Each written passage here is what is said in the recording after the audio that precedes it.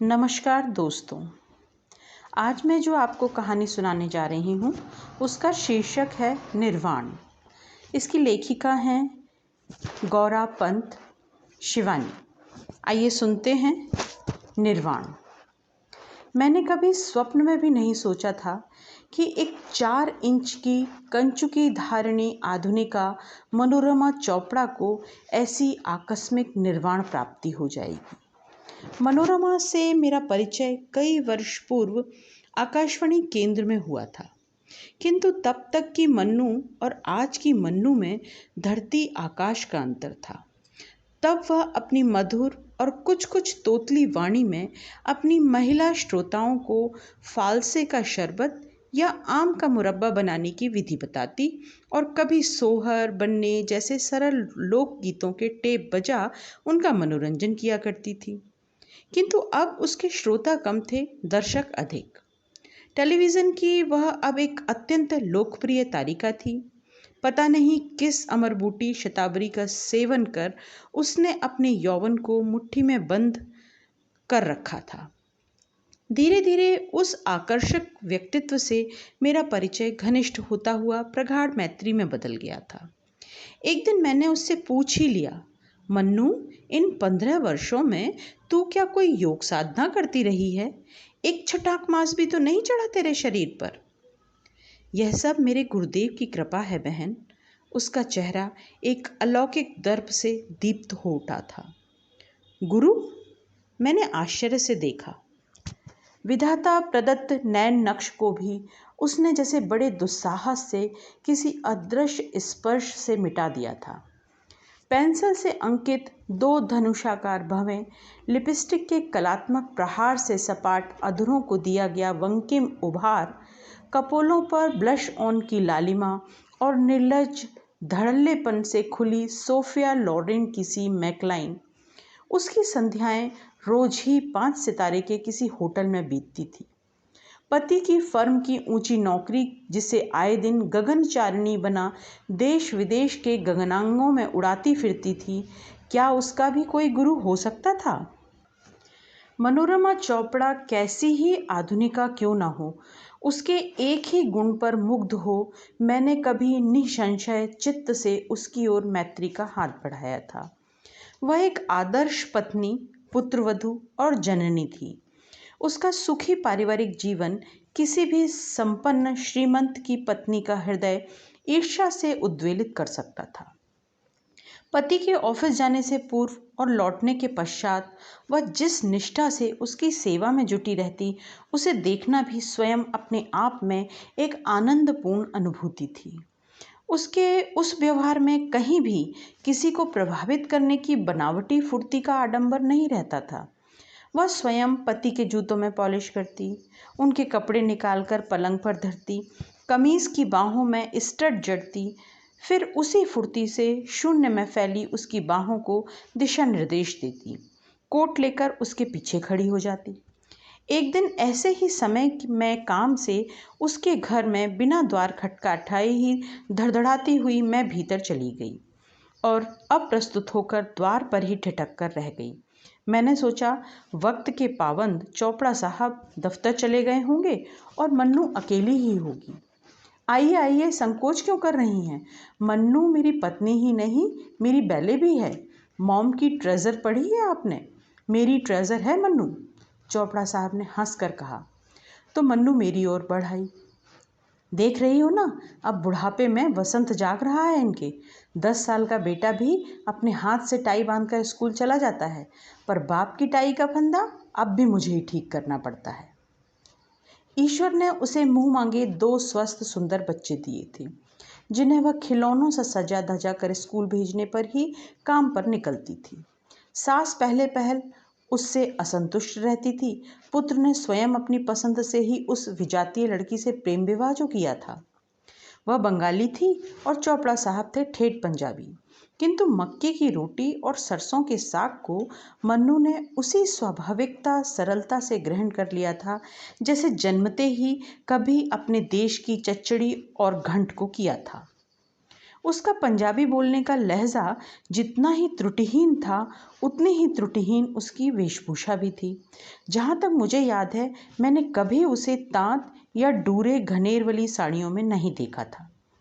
चटकीले भड़कीले रंगों की शिफॉन, क्रेप, नायलॉन की पारदर्शी साड़ियों के चयन में वह पंजाबी जीवंत रुचि का ही परिचय अधिक देती थी। कभी कभी अपनी पृथुल व्रेणी को एलोकेशी जूड़े में संवार कर वह एक आध गुलाब खोस लेती तो चोपड़ा साहब हंसकर उसे छेड़ने लगते। देखा ना, आज इन्हें अपने सोनार बांग्ला की याद हो आई। पर कुछ भी कहो मन्नू, तुम्हारा जूड़ा अब तुम्हें सूट नहीं करता। फिर एक दिन वह स्वेच्छा से ही जूड़े का भी आमूल विध्वंस कर आई। अब उसके कटे केश कुछ रेशमी गुच्छों से कंधे तक झूलते उसके व्यक्तित्व को और भी आकर्षक बना गए थे। कोई भी उसे देखकर नहीं कह सकता था कि वह बंगाली है। सास की सेवा में वह किसी भी आज्ञाकारिणी पुत्र वधू को पराजित कर सकती थी। मैं तुझे भी एक दिन अपने गुरुदेव के दर्शन कराऊंगी, उसने एक दिन मुझसे कहा। तो मैंने हाथ जोड़कर माफ़ करना मन्नू, मेरी इन स्वामियों में कोई श्रद्धा नहीं है। मैं एकदम ही इग्नोस्टिक हूँ, ऐसी ही बात नहीं। ईश्वर में मेरा दृढ़ विश्वास है, किंतु किसी साधु या पहुँचे सिद्ध का अंधानुगमन मेरी प्रकृति के विरुद्ध है। किसी लब्ध प्रतिष्ठ स्वामी का सानिध्य मेरे या अन्य किसी के जीवन में मांगलिक परिवर्तन संगठित कर सकता है, या किसी गुरु का भ्रकुटी विलास अप्रसन्न होने पर किसी का अनिष्ट कर सकता है, यह सहसा मान लेने को मेरा चित्त प्रस्तुत नहीं होता। कुमायूं आदिकाल से उन्नत कोटि के ऐसे साधकों की पद धूलि से धन्य रहा जिन्हें पाश्चात्य सभी देशों ने कभी मान्यता दी थी। मैं अब भी अवसर पाते ही वर्षों पूर्व समाधिस्थ हुए एक ऐसे ही साधक की प्रस्तर मूर्ति के दर्शन करने जाती हूँ, और जब भी दर्शन करके लौटती हूँ, लगता है अप्रार्थित रूप से ही उनके वरद हस्त का शीतल स्पर्श मुझे फूल सा हल्का बना गया है। किंतु इस फरेबी युग में ऐसे किसी सिद्ध का अस्तित्व मेरे संदेही मन को शंकित ही करता रहा। इसी से जब कभी मन्नू ने मुझे अपने गुरुदेव के दर्शन के लिए आमंत्रित किया, मैं एक न एक बहाना बना उसे घिस्सा देती रही थी। मुझे जैसे भय होता था कि उनके समक्ष उपस्थित होने पर कहीं उनके व्यक्तित्व के सम्मोहक प्रभाव में आकर मेरी विचारधारा परिवर्तित न हो जाए। किंतु उस दिन मन्नू के निवास स्थान की एकदम विपरीत दिशा में जाने पर भी न जाने कौन सी शक्ति मुझे उसी ओर खींच ले गई। उसकी दर्शनीय कोठी की छटा मुझे सर्वदा ही नित्य नवीन लगती थी। कभी जयपुर के कारीगरों से बनवाया गया संगमरमरी कुंड, कभी किसी जादुई स्पर्श से उसी के बीच स्थापित की गई शिव मूर्ति, उनकी जटाओं के मध्य से निकलती फव्वारे की जल राशि, उनके आशुतोष दिव्य स्मृति को भिगोती मुझे आश्चर्यचकित कर देती थी। उधर दूसरे कोने में अपनी इटली यात्रा के दौरान खरीद कर लाई गई वीनस की खंडित मूर्ति स्थापित कर चोपड़ा साहब ने अपनी सर्वथा मौलिक रुचि का मुझे विधिवत परिचय भी दे दिया था। देख रही है ना, एक और स्फुरन मोली कल्लोलिनी गंगा, दूसरी ओर वीनस की भुवन मोहनी सुंदरता। प्राच्य प्रतीचि का यह मिलन कैसा लगा आपको? हम किपलिंग की उक्ति में विश्वास नहीं करते हैं, east is east and west is west. सचमुच ही चोपड़ा साहब का मौलिक प्रयोग गोल कमरे की सज्जा को एक अनोखी भव्यता से मंडित कर गया था। जहां शिपनडेल का एकदम ही विदेशी रुचि का फर्नीचर था, वहीं बीचों बीच झूलता था काठियावाड़ी हिच का। कॉकटेल पार्टी भी होती तो अलभ्य आसवों का वह बहुचर्चित सम्मिश्रण मुरादाबादी गंगा जमनी काम की कलात्मक सुराही से बेल्जियम कट ग्लास के जाम में ढाल देशी विदेशी अतिथियों को परिवेशित किया जाता था। उस दिन भारी दक्षिणा देकर चोपड़ा साहब एक से एक चुस्त सुंदरी किशोरियों को न जाने किस रत्न गर्भा खान से बटोर लाते। मैं कई बार उनकी इन दावतों की कर्ण कटु आलोचना भी सुन चुकी थी। अतिथियों को आसव की ही नहीं, सौंदर्य को भी मादक घूंट पिला पिला कर ही तो इस अल्प अवधि में वे एक विख्यात फर्म के जनरल मैनेजर के पद पर आरूढ़ हो गए थे। लोग कहते तो मुझे बड़ा दुख होता। यह ठीक था कि उनके अतिथि साधारण तबके के नहीं होते थे। मंत्री, उनके आत्मीय सचिव, उद्योगपति, राजदूत, एक से एक राजसी अतिथि उनका निमंत्रण बड़ी ललक से ही स्वीकार किया करते थे। वह आकर्षण साकी का था, जाम का था या उदार मेजबान की मैत्री का, यह मैं कभी समझ नहीं पाई थी। उस दिन मैं पहुंची तो बरसाती से लेकर बाहर तक रंग बिरंगी कारों की कतार देख ठिठक कर खड़ी रह गई। तभी न जाने किस काम से मन्नू बाहर निकली और मुझे देखते ही भागकर मुझसे लिपट गई। ओह, तू स्वयं आ गई। मैं जानती थी एक दिन ऐसा ही होगा। भाव विभोर होकर वह मुझे हाथ पकड़कर भीतर खींच ले गई। पहले मैं समझ ही नहीं पाई, पर कमरे में पैर रखते ही सब स्पष्ट हो गया। जहाँ दीवान, सोफा, रेशमी गद्दियाँ, सिल्क के पर्दों के बीच अपूर्व नग्न मूर्तियों का झमघट रहता था, वहाँ सब कुछ तिरोहित हो फर्श पर दूधिया चांदनी बिछी थी। एक और छोटा सा कुशासन और बीच में धरी उसके गुरुदेव की बड़ी सी तस्वीर के सामने अगरबत्तियों के गुच्छे का गुच्छा जलता पूरे कमरे को अपनी लच्छेदार धूम्र रेखा से सुवासित कर रहा था।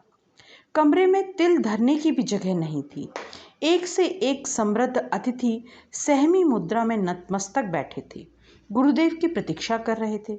कौन कह सकता था कि ये वे परिचित चेहरे हैं जिन्हें मैं कुछ दिन पूर्व एक सुख्यात होटल में दिए गए विवाह भोज में इस्तानबुल का नग्न प्रायः कैबरे नर्तकी की चिकनी देह पर निर्लज्जता से आंखों आंखों में लार टपकाते देख चुकी थी। कमरे में तानपुरे और तबले की जोड़ियों के बीच बैठी आकाशवाणी की कई परिचित नायिकाओं को मैं पहचान स्मित का अभिवादन दे रही थी कि दूसरी ओर बैठी अपनी साहित्यिक बिरादरी के व्यंग्यात्मक स्मित से सहम गई। उस तिर्यक स्मित में किसी बादशाह के हरम में सहसा अनधिकार प्रवेश पा गई किसी सौत के प्रति प्रदर्शित कई जोड़ा प्रतिष्ठित आँखों की अवज्ञा मिश्रित सौतिया डाह की सी दहन थी। सहम कर मैंने आंखें फेर लीं और सकपका कर बैठ गई। सहसा गुरुदेव का पदार्पण हुआ। स्कंध स्पर्श करते रेशमी घुंघराले बाल, स्थूलकाय प्रसन्न बदन, उस दिव्य पुरुष को देखते ही जैसे सबको एक साथ बिजली का सा झटका लगा और सब खड़े हो गए। संकेत से ही उन्होंने सबको बैठने का आदेश दिया। फिर अपनी गूढ़ दृष्टि मेरी ओर निबद्ध कर बोले, अवश्यंभावी, अवश्य होता है। लड़की क्यों अपने पति के विषय में अब भी सोच रही है क्या? मुझे पसीना आ गया। कैसे जान गया था यह प्रज्ञा चक्षु मेरे पति को उस दिन हरारत हो आई थी और वैसी ही अवस्था में उन्हें दौरे में बाहर जाना पड़ा था। मैं सचमुच उस क्षण यही सब सोच रही थी। क्या यह उनका परिचित ज्ञान था या विचारा स्थानांतरण? मैंने लज्जा और परिताप से सर झुका लिया था। यह यहाँ नहीं आना चाहती थी। स्वामी जी का दिव्य स्मित मेरी नंगी पीठ पर फिर तड़ातड़ चाबुक सा पड़ने लगा। किंतु इसे यहाँ आना पड़ा। सोच रही थी पति को बुखार ही में दौरे में जाना पड़ा है, पता नहीं कैसे हैं। वे फिर हंसे। चिंता मत कर, सब मंगल होगा। मेरे लिए यह सब जलसा सुगम है।